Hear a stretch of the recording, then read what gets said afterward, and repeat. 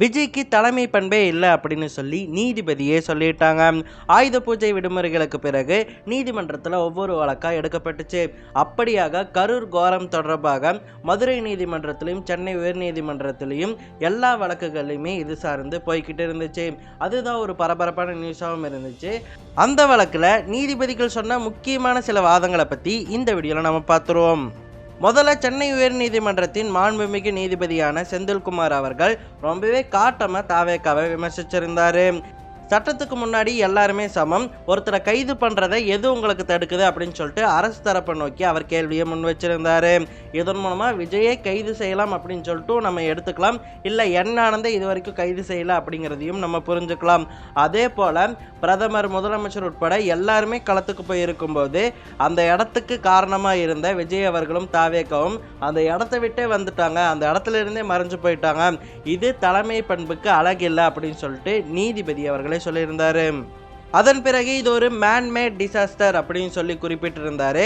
அதன் பிறகு இதற்கான வழக்கை அஸ்ரா கார்க் தலைமையில் ஒரு சிறப்பு புலனாய்வு குழு அமைச்சு அந்த குழு இந்த விசாரணையை மேற்கொள்ளும் அப்படின்னு சொல்லிட்டு சொல்லியிருந்தாரு.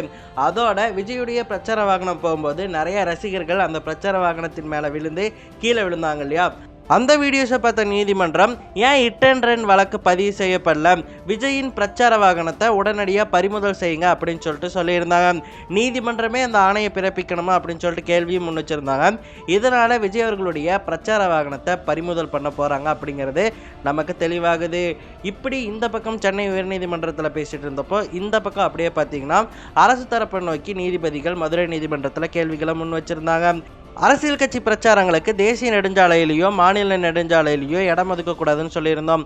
ஆனால் அதையும் மீறி ஒரு நெடுஞ்சாலையில் எதுக்காக இடம் ஒதுக்கி இருக்கீங்க அப்படின்னு சொல்லிட்டு கேள்விகளை முன் வச்சுருந்தாங்க.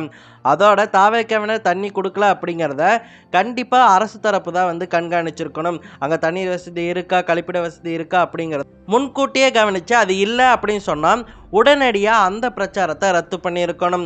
சாலை வளம் நடத்தக்கூடாதுன்னு சொல்லியிருக்கோம், ஆனால் ரோட் ஷோ நடத்தப்பட்டிருக்கு, அதை பார்த்த உடனேயே அரசு அதை ரத்து பண்ணியிருக்கணும் இல்லை அந்த பிரச்சாரத்தை அப்படின்னு சொல்லி குறிப்பிட்டிருந்தாங்க. அதோட மக்களை காப்பாற்ற வேண்டியது அரசுடைய தரப்பு தான் அப்படின்னு சொல்லிட்டு இந்த பக்கம் நீதிமன்றத்தில் சொல்லியிருந்தாங்க. இப்படி இருவேறு கருத்துக்கள் நீதிபதிகளே வச்சுருக்காங்க. இதை பற்றி நீங்கள் என்ன நினைக்கிறீங்க, அடுத்து என்ன நடக்கும்னு நினைக்கிறீங்க அப்படிங்கிறத மறக்காம கமெண்ட்டில் சொல்லுங்கள்.